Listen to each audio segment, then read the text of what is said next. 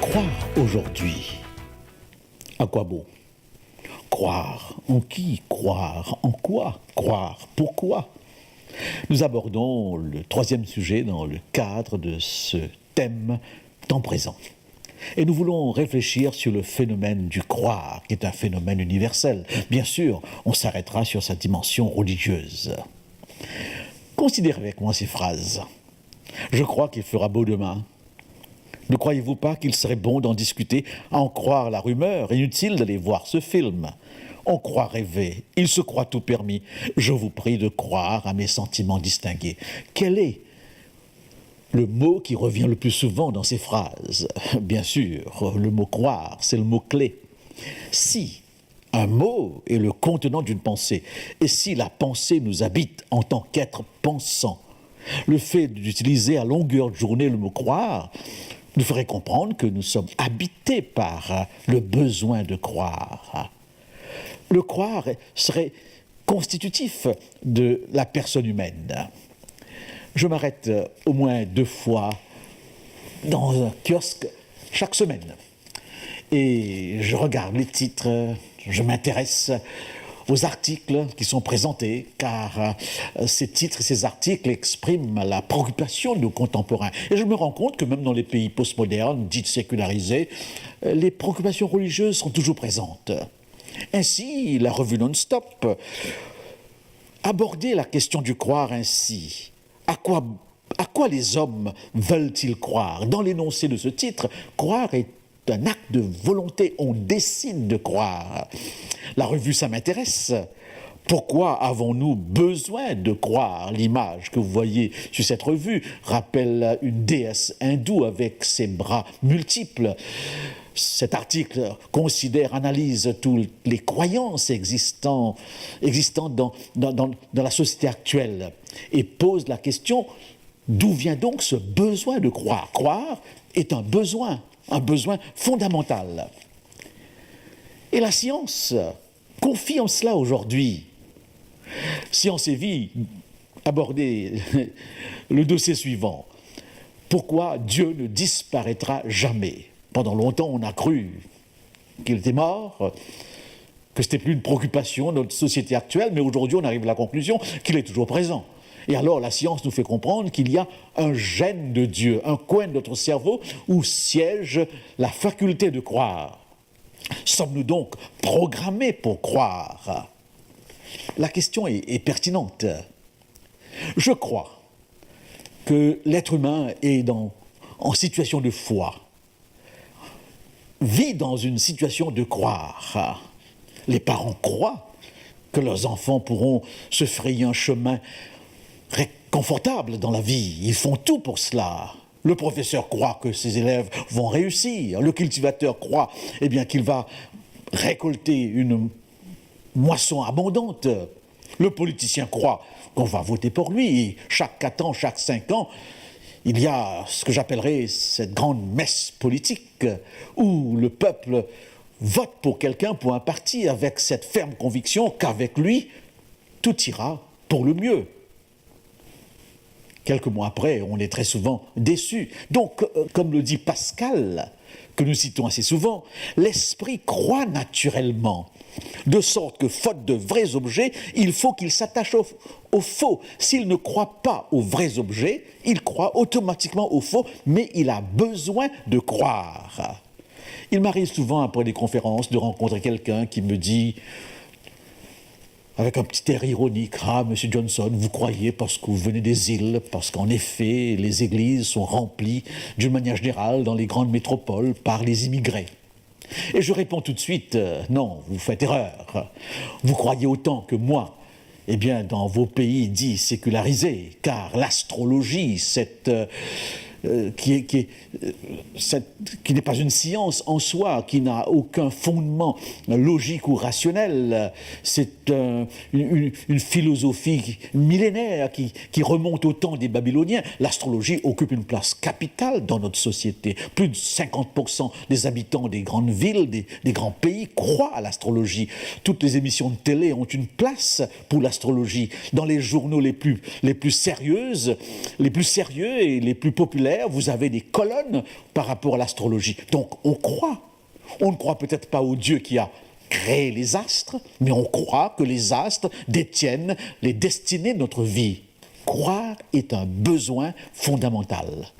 Au point que Julia Kristeva, psychiatre, dans son livre « Cet incroyable besoin de croire », dira « Que j'adhère à une religion, que je sois agnostique ou athée, je dis « je crois » pour faire entendre ce que je tiens pour vrai. Si ce besoin de tenir pour vrai n'est pas satisfait, mes apprentissages, mes convictions, mes amours et autres faits ne tiennent tout simplement pas. Je relève donc du mot « croire » 3 principes fondamentaux. Croire, c'est tenir pour vrai. Croire, c'est faire confiance. Quand je crois, je fais confiance. Et croire est finalement un acte relationnel. On parle de plus en plus dans la société contemporaine de spiritualité laïque. Il semble qu'il y a un retour de spiritualité. On a évacué la notion de Dieu, il y a un vide qui est créé puisqu'on n'a plus de paramètres religieux et on voit émerger une forme de spiritualité. Je voudrais juste en parler parce que pour pouvoir ensuite faire une distinction nette avec la foi biblique. La spiritualité laïque, du point de vue philosophique, d'une élite philosophique, cette spiritualité a les mêmes valeurs que le christianisme, que la foi chrétienne.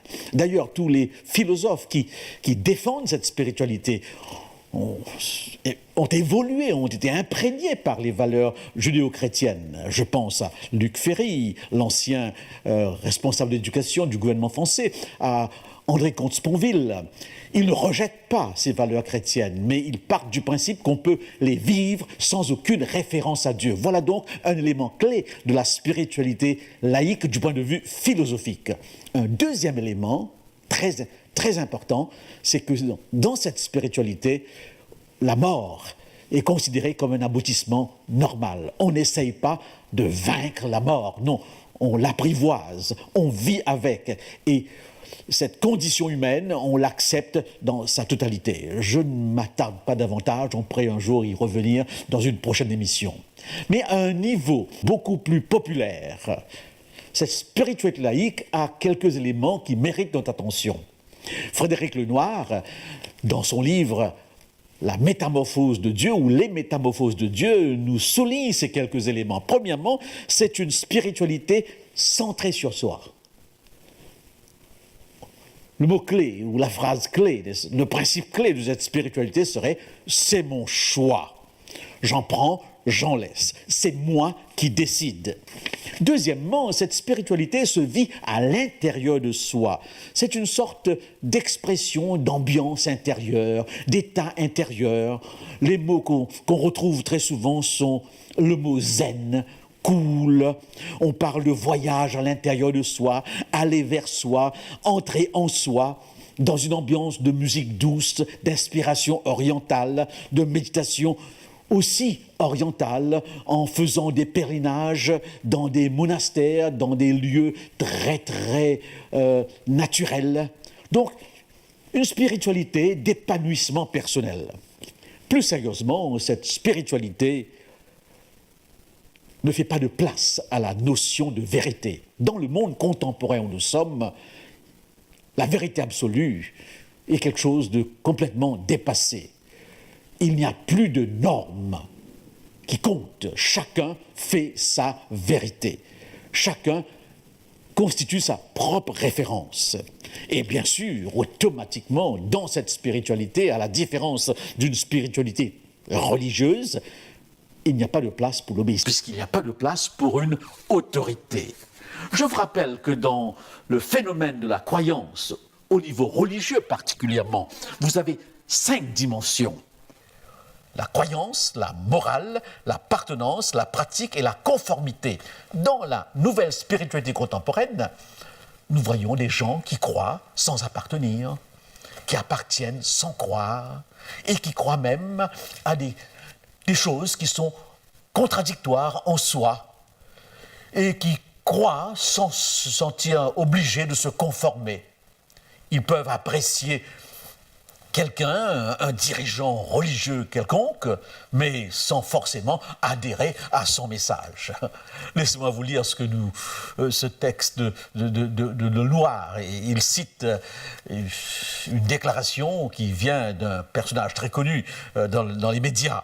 Je suis, dit ce personnage, catholique par éducation, juif par mariage et bouddhiste par affinité.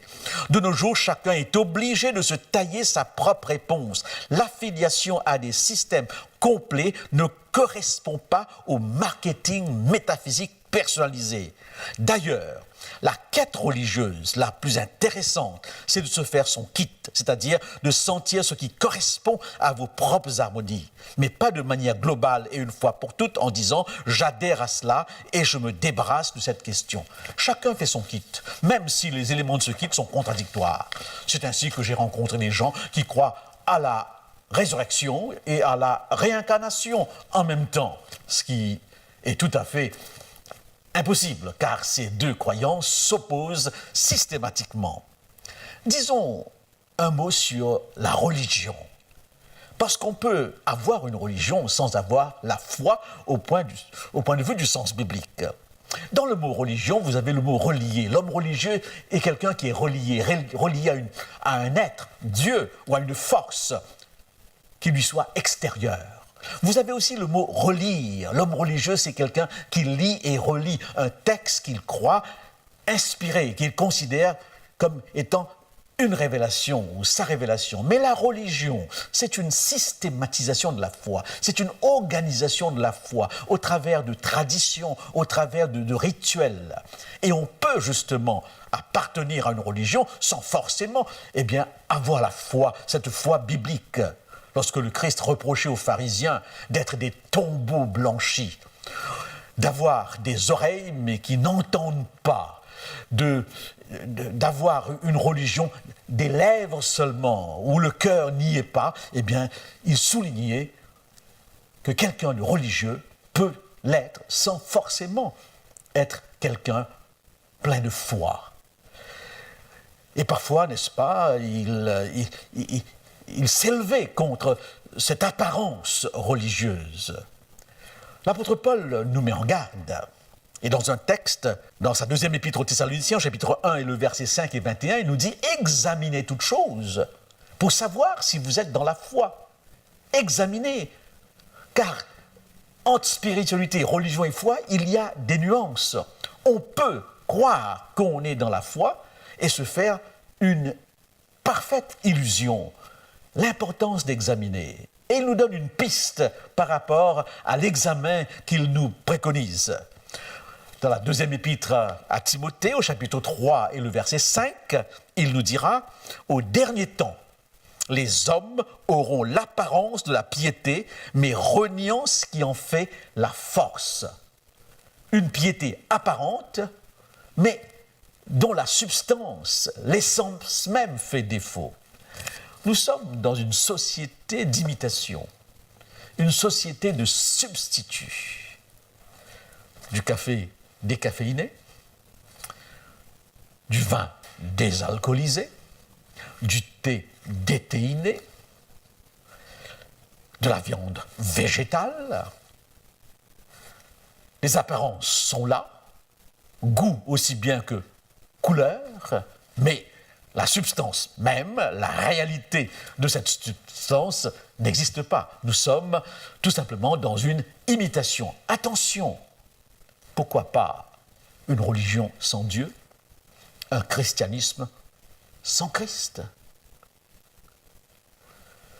une foi où émotionnellement nous ressentons les mêmes choses que ressent quelqu'un dont la foi est authentique, mais qui, en fin de compte, serait fausse. D'où l'importance d'examiner. Et le Christ le fera ressortir dans cette phrase que nous trouvons dans son sermon sur la montagne. « Beaucoup viendront en mon nom et me diront, n'avons-nous pas fait des miracles en ton nom ? N'avons-nous pas prêché en ton nom ? Et je leur dirai, retirez-vous de moi, je ne vous connais pas. » Il y a un danger ici. Nous sommes tellement habitués à l'imitation qu'il nous arrive même de ne pas distinguer le vrai du faux. Et nous sommes parfois sur le marché en face d'articles où le faux ressemble au vrai davantage que le vrai. D'où l'importance du discernement. Examinez toute chose. Attention que votre foi soit apparente seulement. Et alors, voyons maintenant quelques aspects de la foi biblique. Je dirais dans un premier temps que la foi biblique est un don de Dieu. Sa source nous vient de Dieu. C'est lui, dit l'apôtre Paul, qui crée en nous le vouloir et le faire. Et bien sûr, je sens tout de suite l'objection qui se présenterait. Et d'ailleurs, l'apôtre Paul a fait face à cette objection. Lorsqu'il l'a dit, tout de suite, certains l'ont rétorqué. Si tel est le cas, ainsi donc, je reprends le texte au chapitre 9 de l'Épître aux Romains et au verset 16, ainsi donc cela ne dépend pas de celui qui veut ni de celui qui court, mais de Dieu qui fait miséricorde. Tu me diras donc, pourquoi blâme-t-il ? Car qu'est-ce qui résiste à sa volonté ? En effet, si l'initiative vient de Dieu, si c'est lui qui décide, quelle est ma part de responsabilité ?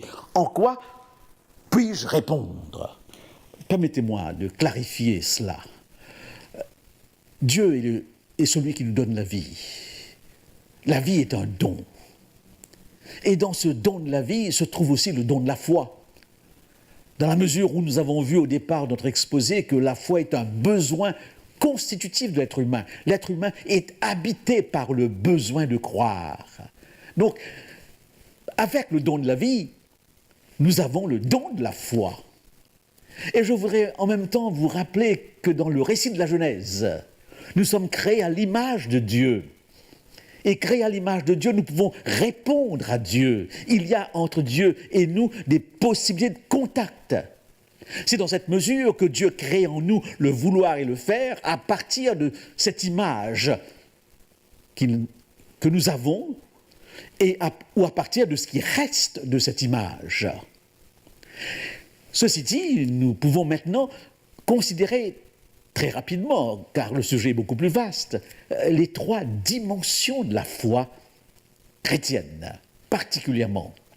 Paul nous dit, au chapitre 10 et au verset 17 de son épître aux Romains, la foi vient de ce qu'on entend, et ce qu'on entend vient de la parole de Dieu. Donc, la première dimension de la foi chrétienne est la connaissance. Cette foi repose sur une parole que nous considérons être la parole du Christ. Toute la Bible est centrée sur la personne du Christ. Dans les évangiles, d'une manière plus directe, nous avons les paroles du Christ.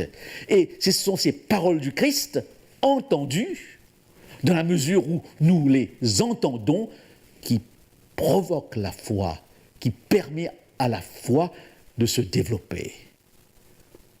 Ainsi, nous pouvons comprendre cette parabole que Jésus nous a donnée par rapport à la semence. Le semeur qui sort pour semer, sa semence tombe dans différents terrains. Par rapport au terrain, la semence est brûlée ou la semence est étouffée. Et finalement, cette semence tombe dans un terrain travaillé et cette semence pousse. Ainsi, l'homme qui entend la parole du Christ, si son cœur est prédisposé, si son cœur est préparé, s'il y a encore au fond de lui un écho de cette image qu'il a reçue lors de sa création, la semence peut trouver un chemin de développement et d'épanouissement. La semence peut grandir en lui. Donc, c'est important de partir, de comprendre que la foi n'est pas un saut total dans le vide, la foi repose sur un texte, sur une parole, sur une vérité qui vient du Christ. C'est pour cette raison que nous appelons la Bible « parole de Dieu ». Deuxième élément, la foi chrétienne est aussi obéissance. Dans 1 Jean au chapitre 4 et le verset 3, il est dit « Car l'amour de Dieu consiste à garder ses commandements, et ses commandements ne sont pas pénibles. » Garder ses commandements, c'est obéir. C'est peut-être un des grands obstacles à la foi. Nous voulons croire, mais nous ne sommes pas disposés à obéir. Notre volonté s'oppose constamment à la volonté de Dieu. La troisième dimension serait tout simplement la confiance. Hébreux chapitre 11, verset 1, texte très connu, la foi est une ferme assurance des choses qu'on espère, une démonstration de celles qu'on ne voit pas. Assurance, démonstration.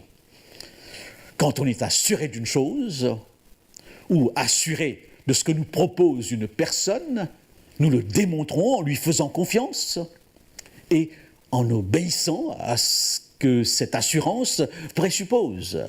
Lorsque l'apôtre Paul nous donne cette définition, au chapitre 11 de son épître aux Hébreux, il nous présente des hommes et des femmes de foi de l'Ancien Testament. Il commence bien sûr par celui qui en est le père du christianisme, le père du judaïsme, aussi bien de l'islam, à savoir Abraham. Il est dit, Dieu dit à Abraham, quitte ton pays. Et aussitôt, Abraham obéit sans savoir où il allait. Cette dimension de la foi est pertinente. Abraham est conscient d'entendre une parole venant de Dieu, il croit que cette parole vient de Dieu, cette parole lui dit « Va, quitte ton pays, ta patrie, va vers un lieu que je te montrerai », et Abraham exécute, il obéit. Dans la conversion, il y a l'obéissance aux 10 commandements, qui représentent les normes éthiques que Dieu nous demande, et Saint Jean vient de nous le dire, que ces commandements ne sont pas pénibles, mais il y a aussi cette voix de Dieu que nous entendons, que nous sommes supposés entendre lorsque nous vivons dans une relation d'intimité avec lui. La foi n'est pas tout simplement l'obéissance à un certain nombre de commandements, la foi est la réponse à un plan de Dieu, la réponse à une direction que Dieu voudrait nous donner dans notre vie personnelle. Et justement, si nous étudions de très près la vie de Jésus-Christ, nous constaterons combien toutes ces démarches, toutes ces actions sont en rapport à ce sentiment qu'il avait de faire la volonté de Dieu. Lorsque le chrétien prie, il dit que ta volonté soit faite. Si nous sommes au clair avec cette volonté personnalisée, alors nous obéissons. Et parfois, avec angoisse, avec hésitation, parce que les choses ne sont pas si claires que cela, le chemin n'est pas si clair que cela, nous ne voyons pas tout du premier coup, mais à mesure que nous avançons, en tâtonnant très très souvent, nous avons l'assurance d'être accompagnés. Et il arrive aussi parfois que nous nous sommes dit, peut-être qu'on s'est trompé, que cette voix que nous avons entendue n'est pas celle de Dieu, car il y a dans ce monde où nous sommes des faux, il y a dans ce monde où nous sommes toutes sortes d'orientations, et nous pouvons même parfois prendre nos désirs pour des réalités, d'où l'importance de savoir, d'être sûr que cette voix de Dieu que nous entendons est la bonne. Comment le savoir? C'est en nous référant au texte. La foi repose aussi sur un texte qui est parole de Dieu. Connaissance, obéissance, confiance. Et nous avons dit au départ de notre exposé qu'il y a dans le fait de croire une dimension relationnelle.